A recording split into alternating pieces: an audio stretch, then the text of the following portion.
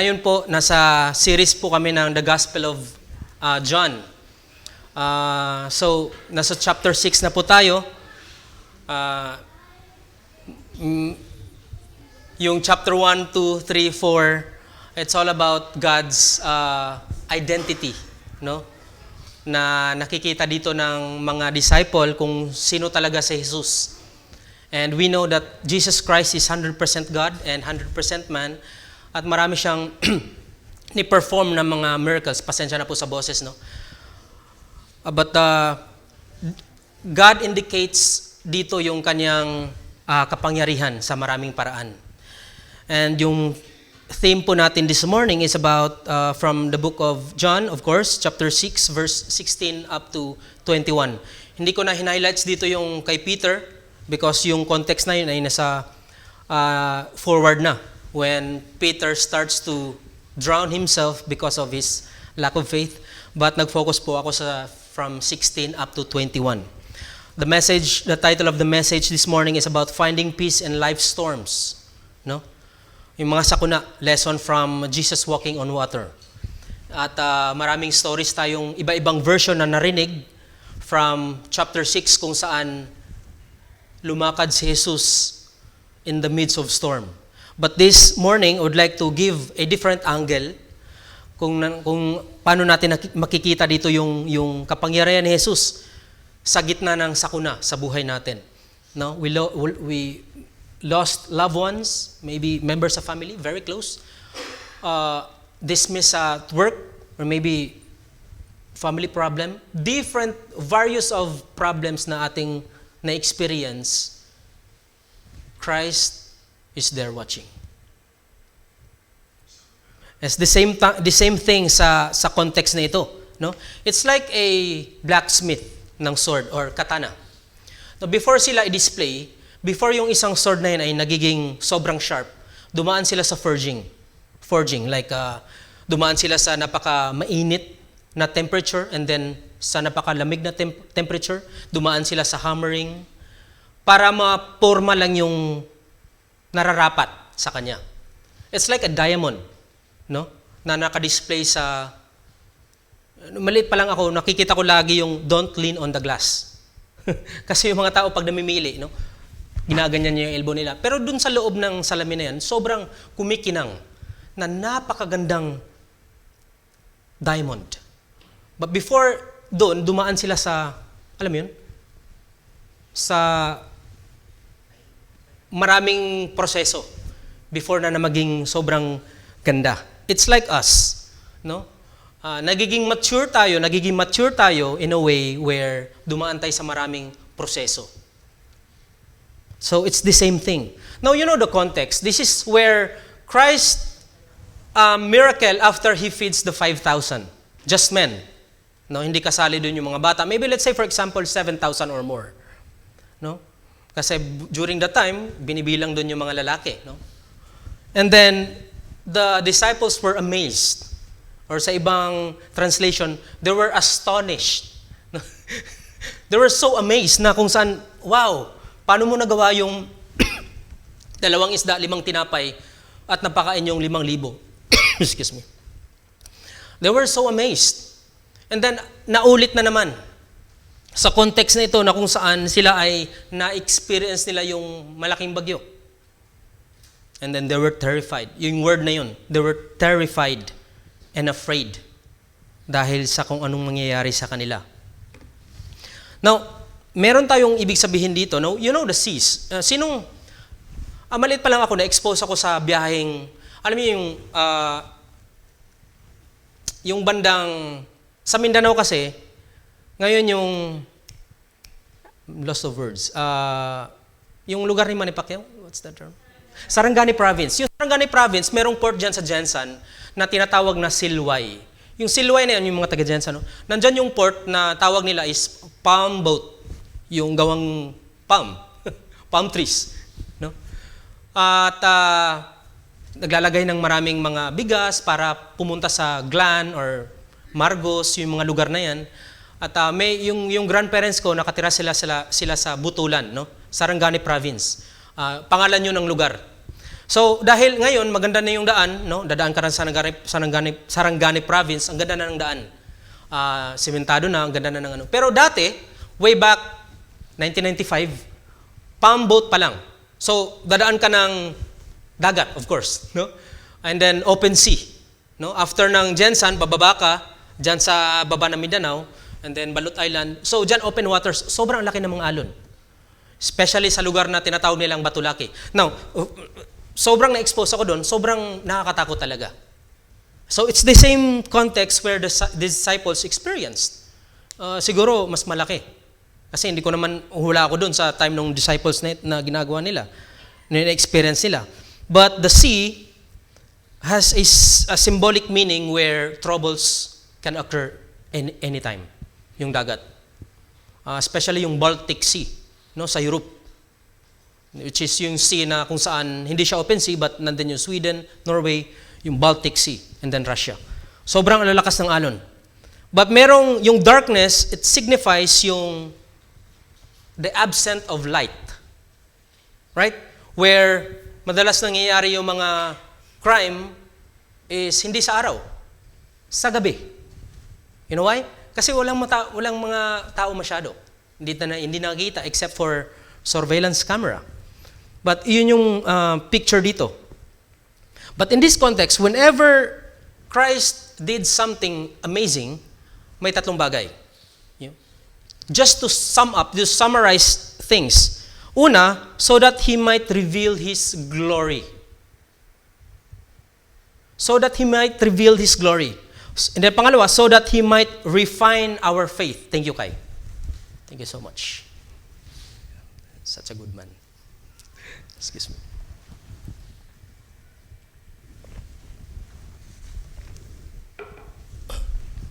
Excuse me. So yung una, no? So that He might reveal His glory. Pangalawa, so that He might redefine our faith. Pangatlo naman, so that those who are in the midst of the storm, He might marvel in the awesomeness of God. Na kung nandun na tayo mismo sa problema na yan, mas ma-amaze pa tayo sa kapangyarihan ng Panginoon.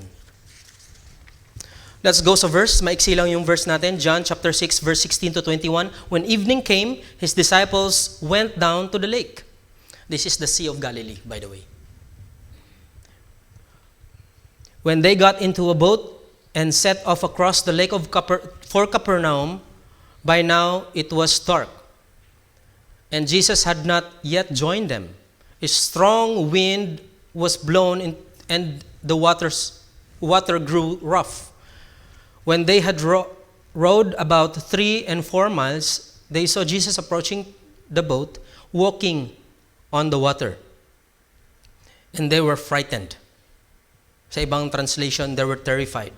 But He said to them, "It is I, Imago Dei." No. Don't be afraid.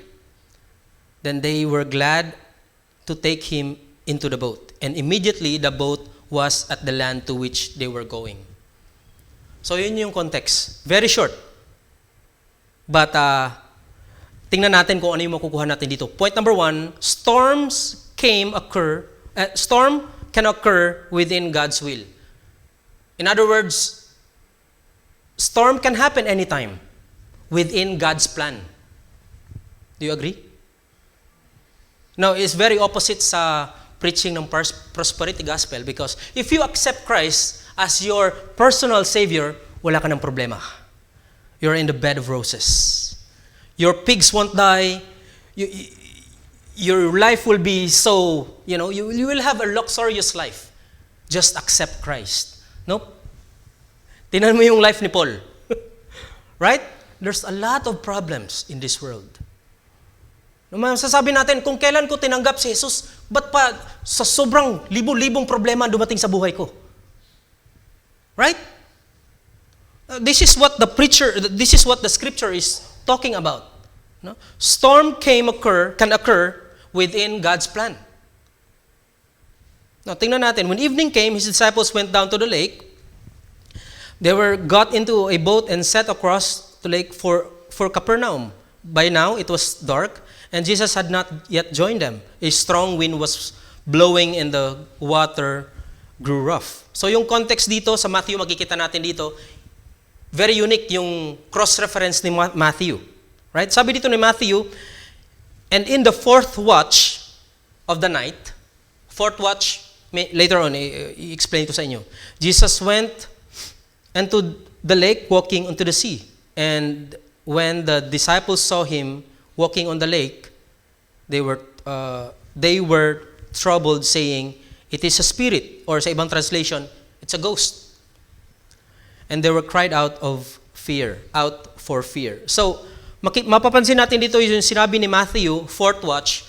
Sa Roman times, meron silang legal times where the guards, meron silang technique para rotation ng mga guards. Merong first watch, second, third, and fourth watch. Now, yung first watch is from 6 to 9. So, first watch. Then, 9 to 12, second watch. 12 to 3, third watch. And fourth watch is alas 3 ng madaling araw up to 6 in the morning. That's fourth watch. So, this happened, nangyari itong yung malakas na bagyo during 3 a.m. up to 6 a.m. in the morning. Sobrang lakas ng alon during that time. Kaya sinabing fourth watch. No? So, nagamit ito due to Roman occupation. We know what happened to Israel, right? Na nakuha sila ng Roman Empire during that time. And then darkness came.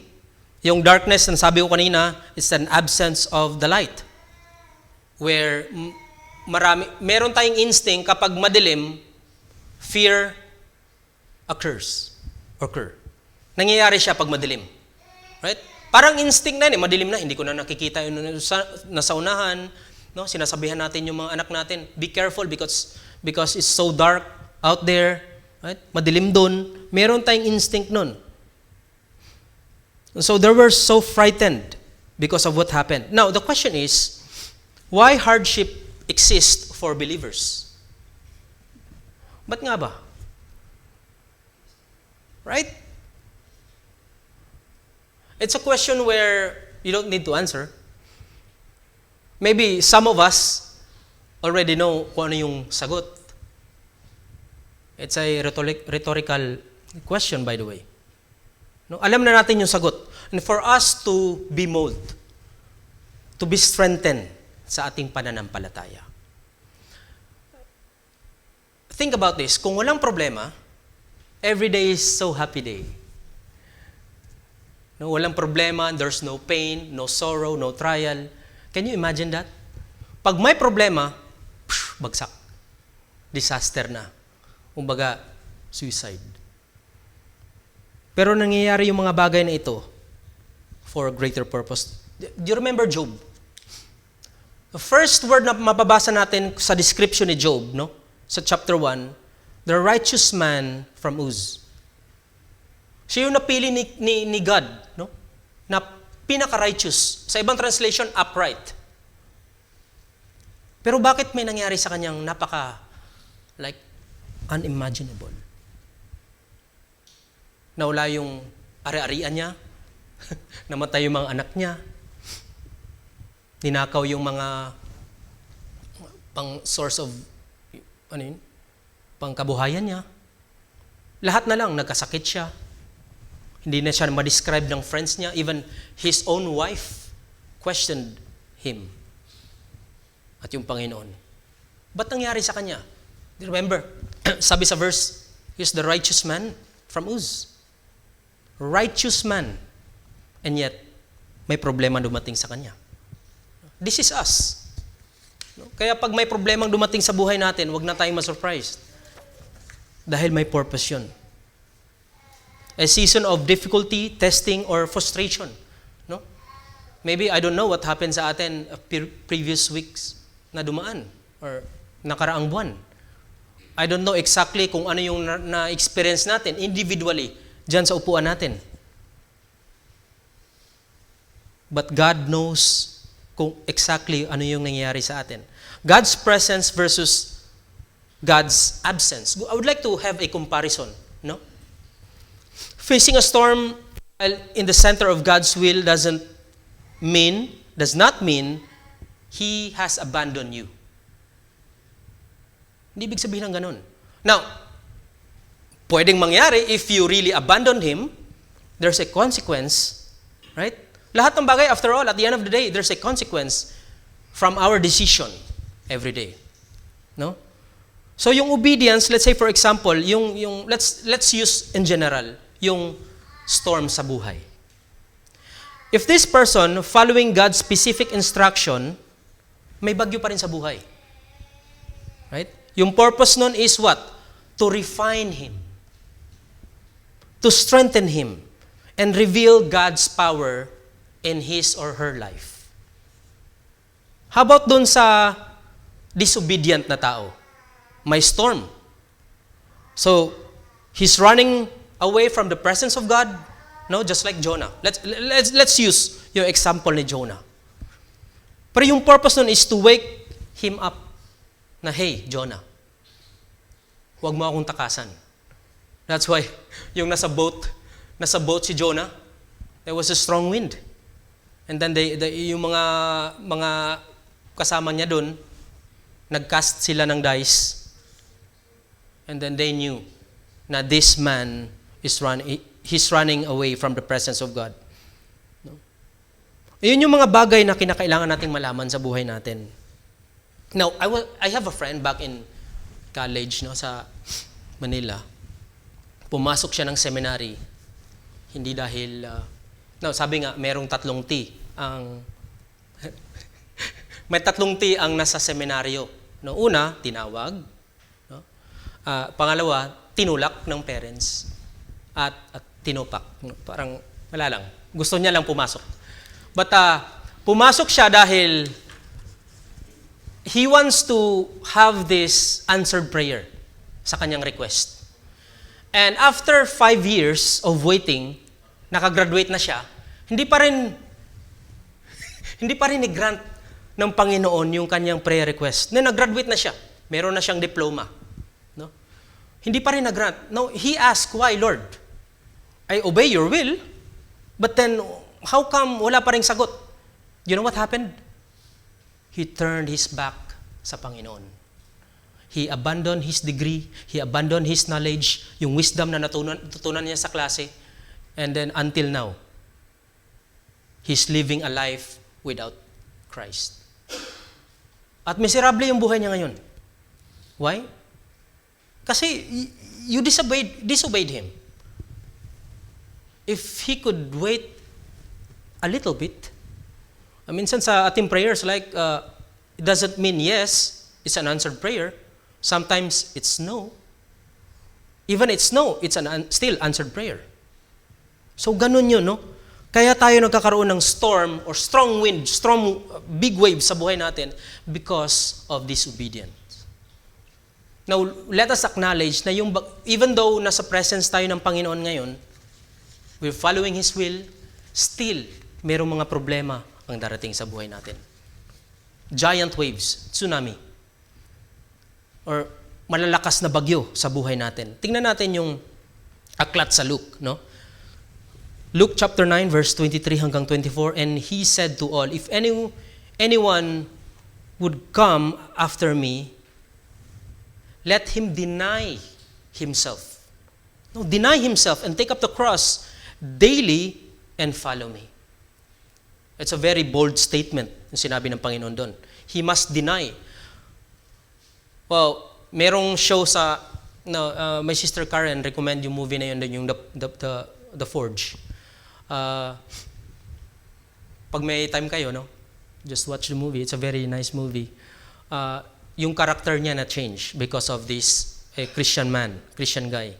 No, yung pinaka-challenging na part doon is denying himself. Kung ano yung mga gusto niya dati, he would just abandon it and follow yung kalooban ng Diyos para sa kanya. No? Deny himself and take up the cross. What is this cross? This cross is yun yung mga pain, trials, sorrows, yun yung mga bagyo sa buhay. Daily and follow me. No, regardless sa mga sakuna sa buhay, kailangan nating sundin ang Panginoon. For whoever would save his life will lose it. But whoever loses his life for my sake will save it. Very opposite sa turo ng mundo. No? Now, beware of modern theology today. I would like to quote a quotation from this. Hindi ko na pangangalanan yung pastor, no? But yung nag-quote nito is a pastor's wife. Now, the pastor is, I think, this is the biggest church in America. I think some of you knows this man. But sabi ng wife niya, I quote, sabi niya, I just want to encourage everyone, listen to this, of us to realize when we obey God, we are not doing it for God. I mean, that's one way to look at it. We're doing it for ourselves. Because God takes pleasure when we are happy. That's the thing that gives him the greatest joy this morning. So I want you to know this morning, just do good for your own self because God wants you to be happy. When you come to church, when you worship Him, you're not doing it for God, really. You're doing it for yourself. Because that's what makes God happy, quote, end quote. Now, beware of modern theology. Hindi lahat ng bagay ay kung ano yung nakaka-happy sa atin. No? Many times people are selfish and we crave for it. We're happy because of it. And it doesn't mean if we're happy, God is also happy. Nasasaktan ang Panginoon because of our selfishness. This is not the gospel. The true gospel is in God's will where there will be times that will be broken. Emotionally, physically, relationally, you will be broken. Obedience to God is not a shield that prevents storms from what is coming. No. Yun yung purpose ng storm. Now, even though storm can occur within God's will, pangalawang point po, Jesus sees our struggles. Nakikita ng Panginoon yun. Now, during the time, the disciples were trying their best just to, alam mo yun, nakailang milya na sila, 3 or 4, 5 from the shore, 5 miles, nasa gitna pa rin sila because of the strong wind, big waves, and then they were terrified. And Christ knows yung kanilang desire. Saan ba si Kristo during this time? He was praying. He was praying for them. And you know what happened when Jesus Christ fed the 5,000 and the people really wants Him to be the king? These people, gusto nilang lumayo doon sa government ng mga mga Romano because ay sobrang sakal na sila. They want Him to be the king. Siguro, no? Short ano lang. Siguro kung uhaw tayo sa we're so hungry for power, gusto nating i-take advantage yun. Sige, gusto nyo pala ako. Ako na lang magiging mayor sa lugar nyo. Right? Right? Ako na lang. Total, nabibigyan ko naman ng mga pangailangan yung mga ano nyo eh. But Jesus Christ did not do it. Meron pang mas importante, the great mission of Christ is to have salvation para sa kanila. To share the gospel. Not this political power. To share the gospel so that they will have a life with Him. So He was praying with Him. No? Many times, kung tayo ay nagulong tayo, nasa suffering tayo, Christ knows that. Verse 18, a strong wind was blowing and water grew up. Then, when they had rowed about 3 or 4 miles, they saw Jesus approaching the boat, walking on the water, and they were terrified. This is really amazing. No, tingnan natin kay Mark, sa account ni Mark. Mark chapter 6 verse 47 hanggang 48. Later that night, the boat was in the middle of the lake and he was alone on the land because he was praying. He saw the disciples straining at the oars because of the wind was against them. No, sila yung nagsastruggle. Alam ng Panginoon yung pangangailangan nila. Yung fear nila. So, the disciples gave everything, yung effort nila para makalayo lang sila sa problema. The same thing with us. Grabe yung effort natin. Right? Sa point na we question Him, Lord, I did my best, but I guess my best wasn't good enough. Wala pa rin. So what's the point? Life apart from the active presence of Christ is chaotic. Disaster. Walang direction. The darkness represents spiritual uncertainty. And the storm represents fear. Ano bang mga klaseng fear na meron tayo ngayon? Anxiety? Anxious about what? What does Matthew said? Do not be anxious. No? Look at the birds of the air. Nag-provide ang Diyos sa kanila ng makain. Do not worry about your clothes or food to eat. Look at the lilies of the valleys, right? Ni-provide ng Panginoon yung kanilang mga pangailangan. How much more po tayo? No, God is near in chaos sa atin, sa situation natin. He understands your dilemma. He has experienced your problem. Kung sa experience lang, grabe ang na-experience si Kristo. He's familiar with disappointment. Speaking of disappointment, you remember when Christ is in the Garden of Gethsemane, He told these three friends, the disciples, to watch over and pray. And then when He came back, Jesus Christ, He saw them sleeping. Not one time, but 3 times. Because of this achikuchi missionary journey with Christ. Nagutom sila.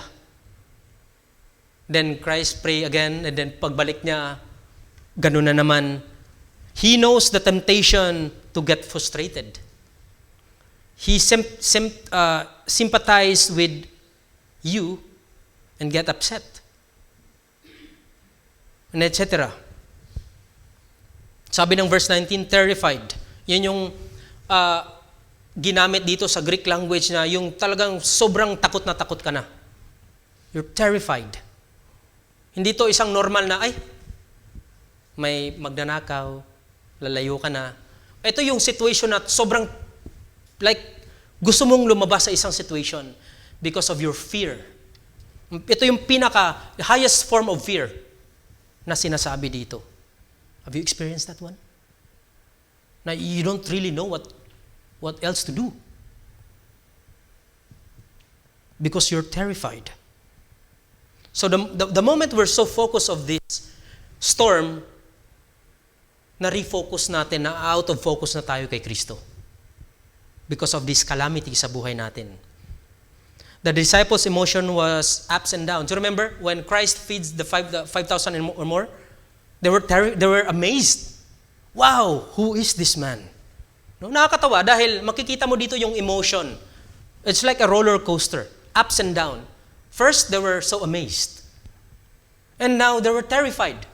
And again, they were amazed. This is us. No?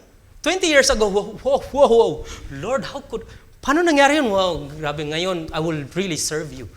No? And then after 10 years, parang I'm doubting. Is it really true? Baka coincidence lang. And then 5 years after, oh Lord, you're so good. Thank you. Ganito yung disciples It's, roller coaster. This is us. We're amazed and terrified, astonished.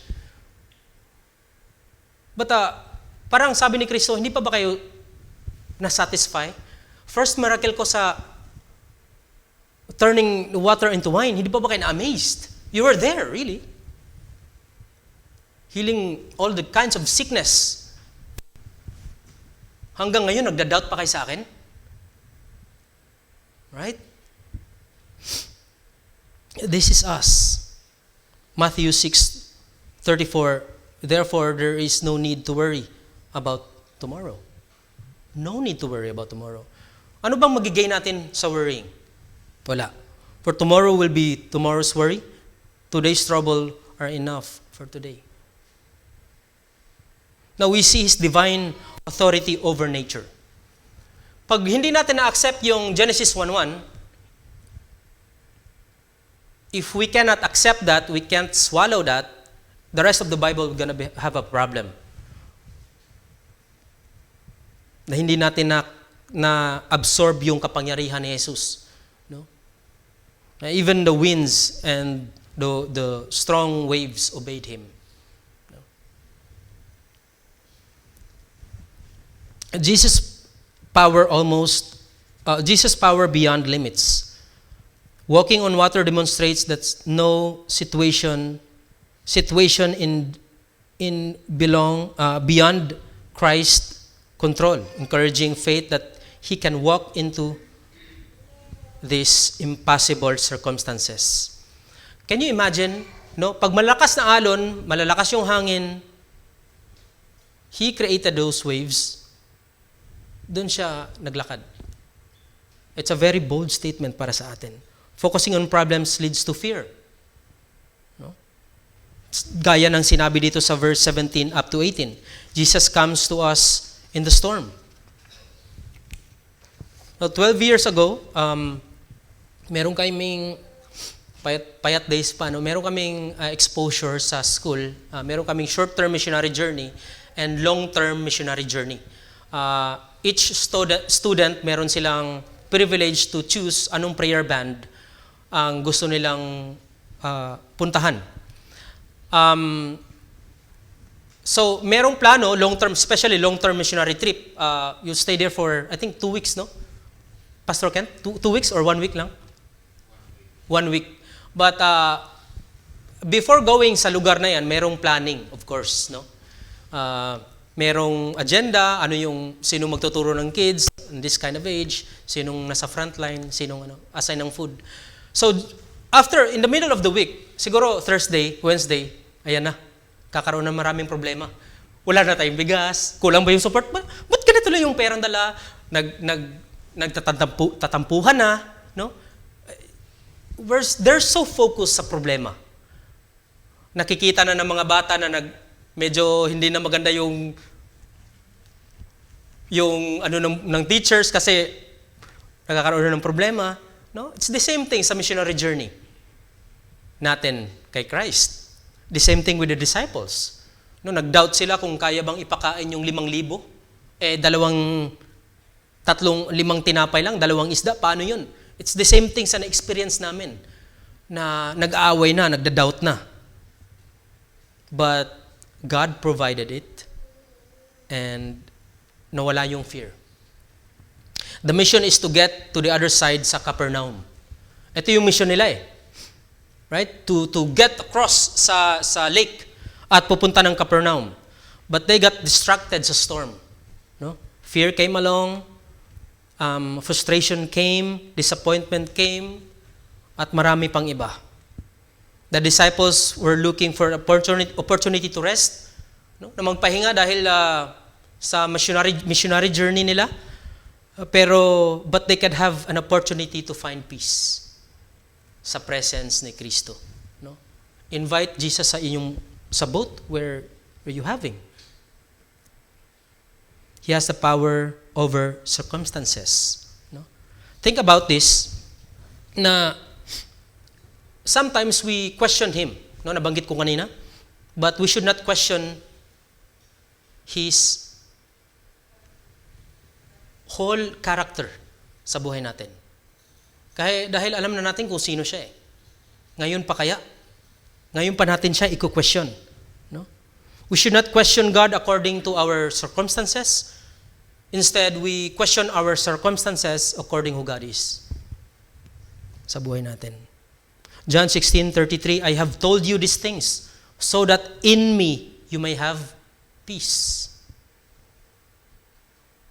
In this world, you will have trouble. Ayan. Sinabi ni Kristo to, in this world, you will have troubles. Yung trouble dito, hindi siya simple trouble lang. Ay, ang sakit nun aray. But this trouble will shake your faith na kung saan mauga ka talaga sa pananampalataya mo. It could lead sa isang question na, Lord, nag-exist ka ba talaga? In this world, you will have trouble. But take heart, I have overcome the world. There's a comfort. Do not believe what other preachers hear natin. Be careful sa pakikinig ng YouTube, right? Sa mga comforting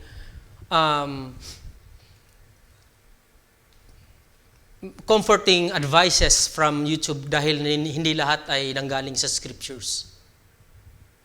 Matthew 7 verse 13 hanggang 14, enter through the narrow gate, for wide is the gate and broad is the road that leads to destruction, and many enter through it. But small is the gate and narrow the road that leads to life, and only a few find it. Minsan, human as we are, we really like yung simple na lang, walang effort, yung wide yung weight. But sabi ng Panginoon, yung mga trials, kailangan mong matagumpayan dahil it would lead sa life. Para sa ating sarili, sa ating buhay. Jesus is the answer to our struggles in life. Wala nang iba. Point number 3, ito yung last natin na point. The focus must be on Him, not the storm. The focus must be on Him, not the storm. Sabi niya sa verse 20, but He said to them, it is I, don't be afraid. Then they were glad to take Him on the boat, and immediately the boat was at the land to which they were going. Now, I would like to have a word study here. Sa Septuagint, ito yung Greek translation ng Old Testament. Septuagint. No? Yung word na imago Dei, no? Ego eimi. I am. No? Dineclare na ni Yahweh sa Old Testament pa lang, sa kanya mga propeta. Even ka Moses. So sa Exodus chapter 3 verse 14, sabi niya dito, no? Ego eimi hoon. Sabi dito, I am the one who is. Or sa ibang translation, I am who I am. It's like a person who's describing someone. Wait, Mari, kilala mo yung friend ni yung matangkad, yung malumanay magsalita, yung friend ni yung medyo maputi. But it describes someone. Pero si Jesus Christ, sabi niya sa kanyang propeta, I am who I am. It's like walang comparison. There's no comparison.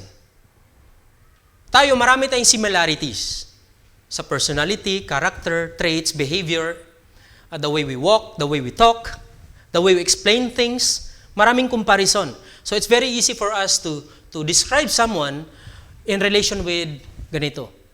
But I am who I am. Ito yung sinabi ng Panginoon sa kanyang propeta. Wala nang iba. Ako. Isaiah 43 verse 10, that you may know and believe me and understand that I am. Again, ego eimi.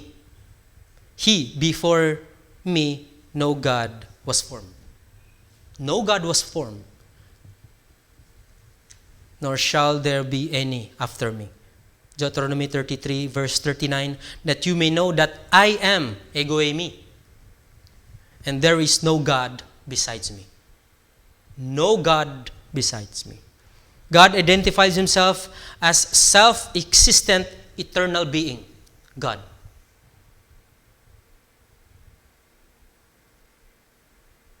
Walang comparison. Ego eimi. I am. So Jesus Christ is referring sa kanyang self-revelation in the Old Testament and now was used in the New Testament, talking to His disciples. Isn't it amazing? kung ano yung words na narinig ni Moses sa Old Testament, and here you go, hearing this same statement kay Christ, ego eimi, I am. This is not about, I am the bread of life, which is sa further na mga verses, 30-something, Christ is referring yung kanya sarili sa bread of life. No? But this statement is talagang nagamit siya to define himself sa Old Testament, where the same statement sa kay Moses and other prophets during the time. Napaka-privileged nila. We focus on the storm. Nawala yung focus natin sa Diyos. When we focus on the storm, fear takes over. Right? When God's presence is present, fear is absent. Wala dun. So that's why it's very important for us to rethink, no? Jesus' presence is present it is the antidote to panic, anxiety, and different kinds of worries sa life. Siya yung sagot ng ating mga pangailangan. His presence is in the boat is better than any calming storm itself. Kahit malalaki man yung alon, pagkasama natin si Kristo sa boat, tayo'y peaceful. Hindi natin napapansin yung malalakas na hangin, malalaking bagyo, dahil kasama natin si Kristo sa loob ng boat na yan. Our greatest struggles is often trying to set aside yung kapangyarihan ni Kristo sa buhay natin. Kaya tayo nagkakaroon ng maraming problema. Jesus provides strength in our weaknesses. Jesus provides peace in our distress. And Jesus provides comfort in our trials. Sobrang ganda ng sinabi ni Corrie ten Boom dito, no? I quote, "If you look at the world, you will be distressed. If you look at inside, you will be depressed. But if you look at God, you will be at rest." So focus on Him. Not just on Sunday. I would like to go Sundays at church just to focus on Him, no? Set aside yung work. But how about Monday, Friday, Saturday? Every day we should focus on Him. Not just on Sunday. But every day sa ating lifestyle must be focused on Him. No. Verse 21, no? Malapit na po tayo mag-end. Then they were glad to take Him on a boat, and immediately, notice the word, immediately, the boat was at the land to which they were going. So may miracle na nangyari dito. Hindi na sila ng ilang milya pa. They were there sa land na kung saan sila pupunta. And that land, no, makikita natin sa John chapter 6 verse 17, and then sa Mark 6 verse 33, noted yung word na land dito is Gennesaret. Still, nasa loob siya ng Capernaum. It's a miracle. But let's be careful dahil maraming mga Kristiyano they use this verse as a wrong interpretation verse. No? Nagkakaroon sila ng maling katuruan dito. It's like when you pray something, you want instant. Hindi pwede mayari, no? But dahil sa scriptures, no, hindi lahat ng bagay ay still applicable today. They were there because of a reason. Right? So, ginamit ng Panginoon yun to see ang kanyang kapangyarihan. They could have sailed smoothly, no, na wala ng alon, wala ng hangin. Pwede silang mag-sail ng napaka-smooth eh. Pero immediately, nakapunta sila sa lugar na kung saan sila dapat makarating. So sa life natin, Jesus brings peace, not panic, sa storm sa life. This reminder is very important, relevant sa modern Christian life natin today. In our daily experiences, we often face fear sa life, anxiety, trouble, hardship, challenges, and we're not calling sa ating Panginoon. This verse reminds us, or this chapter reminds us that Jesus is with us in our struggles and encourages us not to be fearful of anything. All we need to do is to reflect on His reminder para sa atin today na questions like this: what fear do I need to bring to Jesus today? Ano yung mga bagay na tayo lang nakakaalam? Ano yung mga fears natin today na pwede nating ibigay kay Kristo? In what ways can I remind myself of His presence during challenging time? How can I support others dito? How can I support my friend, my churchmate in my life who may be struggling with fear? Ayun yung mga tanong na kinakailangan po nating malaman as we dig up sa kanyang reminder today. Let's pray. Father, we thank you, Lord, for your reminders. We thank you, Lord, for your amazing provision. Despite of these storms in life, you were there for us, Father. Salamat po, Panginoon, sa mga buhay na nandito. Continue to bless them. Continue, Lord, to be with us facing these challenges sa buhay. Purihin po ang inyong pangalan sa ngalan ni Jesus. Amen.